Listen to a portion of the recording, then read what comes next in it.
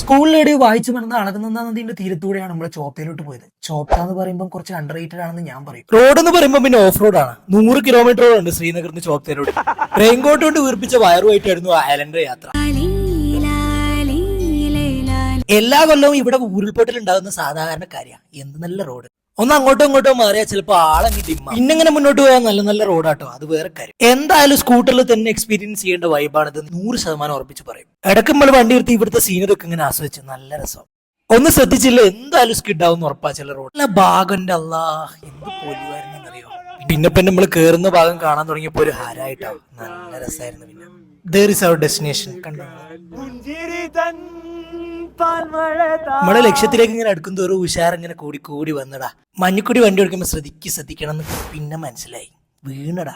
ഓൻ ഓക്കെ എന്നൊക്കെ പറയുന്നുണ്ട്. ഓൻ ഓക്കെ അല്ല.